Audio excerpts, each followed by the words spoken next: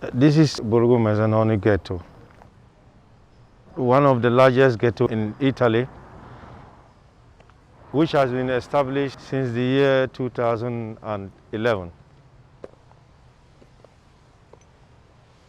When it started, the population was very, very small. So as time went on, when people started hearing about this ghetto, they started arriving one after the other.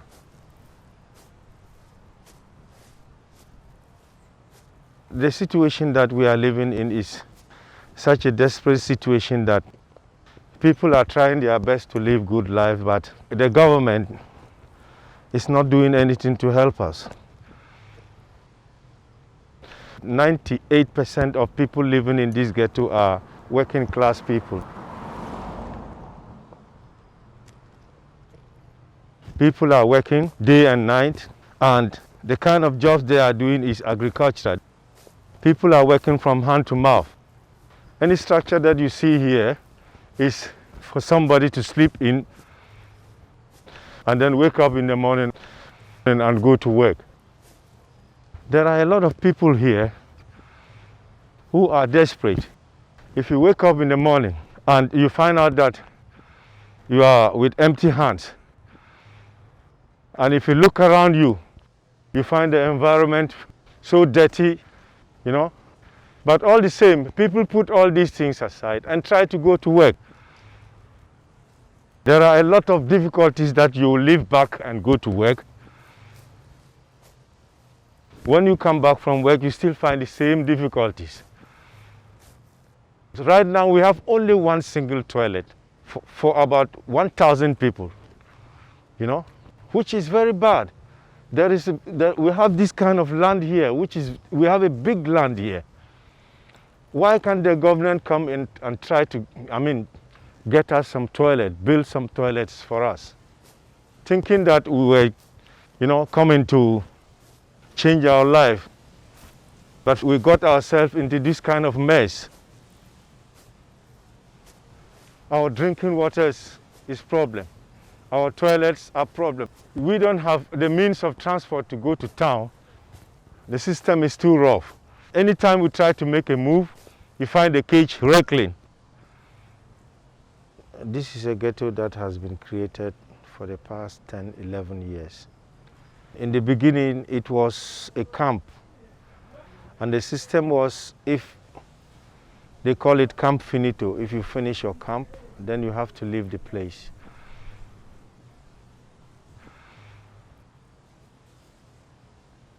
When you finish your camp, the police and soldiers send you away. So as time went on, from 2008 until 2011, she kept on sending people to the street. So in that 2011, a group of us decided, to make a revolution, We're not even up to 100 people, but we make a gallant step that we were not going anywhere. The only thing we have decided is we don't want to move to anywhere again, So that kind of temporary home finally became a permanent home like today. In those early days, in fact, I can say we suffered a lot. It took us a hell of time before we could even, maintain the whole situation till this time. You understand? So in 2012, like I was saying, when we won this place, the situation started changing, This was when we started getting a bit of relief. A bit of relief in the sense that we started to get jobs to do. The caporalaro part of the situation the bigger part is in their hands. So they came from the Grand Ghetto and they started introducing this kind of system into our system. We didn't even know it. You understand? So, that was when we started getting work to do. to be able to feed ourselves, you know. And we kept on fighting that way. This kind of life is tearing our youth apart. When you have to live for 10 years without documents. Life is one big road with a lot of signs. As you move on, you'll meet the good ones, you'll meet the bad ones, and your emotions and morals will keep on changing, most especially in this place.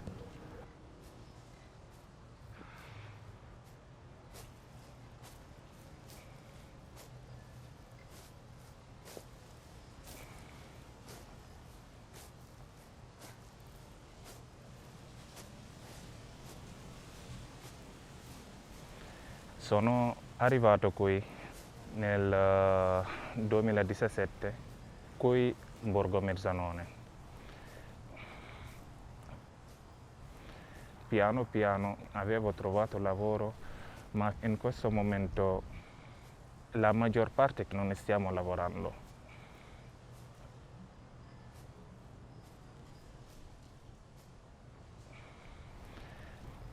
Stiamo morendo di freddo, non abbiamo l'acqua potabile, è molto duro e anche i nostri documenti che sono già scaduti. Siamo tanti qui, siamo quasi di 2000 o 3000, non lo so. La maggior parte non hanno i documenti, i loro 6 mesi sono già scaduti. Non potevano rinnovarla. Abbiamo sempre problema di casa. Nessuno non può vivere qua, è un luogo molto pericoloso neanche. Non è che vogliamo rimanere qua, ma non possiamo trovare casa. Volendo andarmi da altre parti, ma non potevo, perché i soldi non ce n'è. L'Italia è il secondo paese della mia vita, ma a questo luogo che sto vivendo non permetto neanche ai miei nemici di venire qui.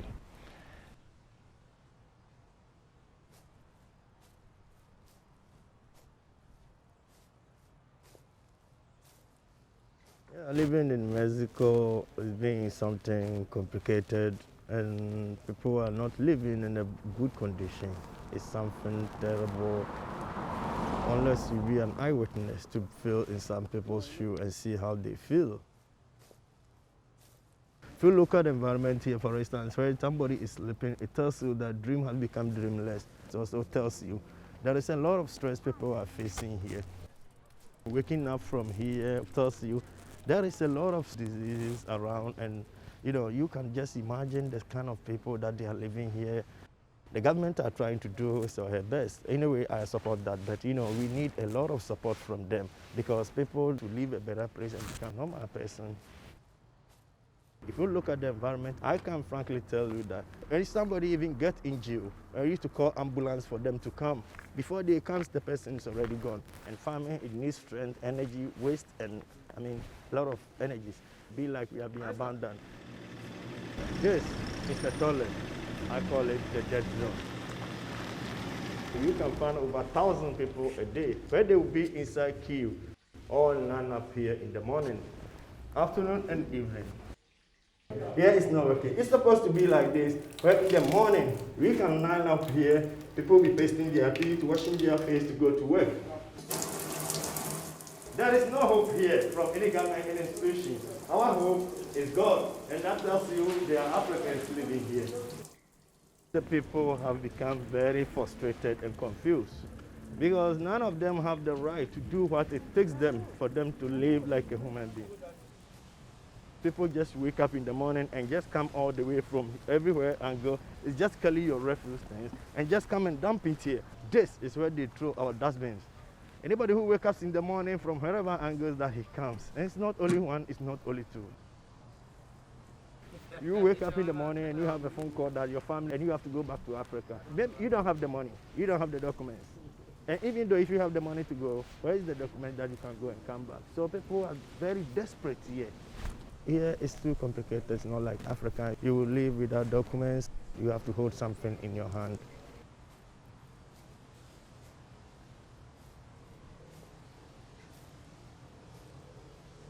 I don't have a choice. During the Savini process, it was said that there's no way, if you're having 2 years, you can't be in camp anymore, meaning you have to leave the camp. I have no other option than to return back to this same place called Borgo Mezzanone. From 2016 I came. I have been working continuously till this moment. I never gave up. This place is not a place that we're giving to the people legally, but the people don't have an option whereby they don't have places to go and they cannot go to train station or sleep by the roadside. So they came to this place and they start living. Life here is not easy. So when you work for a whole day and at the end of the day you receive 20 euro, and you inside the 20 euro you need to pay 5 euro for your transport, you will not be left with 15 euro. So it's not easy. If you don't have another option, there's nothing you can do. If this is the only option, I have to arrive to this place. So this is a place I call a home. Quand je suis arrivé ici en Italie, c'était le 16 mars 2015. Je suis arrivé par Lampedusa. Après Lampedusa, on m'a transféré au niveau de Foggiano, qui a été mon campo, qui a été, je peux dire, ma ville d'accueil ici en Italie et que je continue à vivre là. C'est tout simplement parce que les conditions qu'on a eu à rencontrer durant notre voyage et arriver ici, c'est ça qui a pu faire en sorte qu'on puisse rester jusqu'au jour d'aujourd'hui, malgré que la situation est tellement difficile. On fait avec ça comme ça. Du côté du système de la gérance de la piste, c'est vraiment pas comme on pensait, comme on attendait. Et nous avons trouvé des difficultés ici, et des difficultés qui ont même fait en sorte que beaucoup d'entre nous ont trouvé la mort. Et c'est Dieu seul qui fait en sorte que nous soyons encore vivants aujourd'hui. Et du côté des communautés qui vivent ici, là, c'est un peu difficile parce que nous ne sommes pas déjà d'abord d'un pays et les Africains ne parviennent pas à s'entendre dès lors où on se retrouve déjà peut-être 100 ou 200. Pour cause de mentalité, nous avons des différentes mentalités.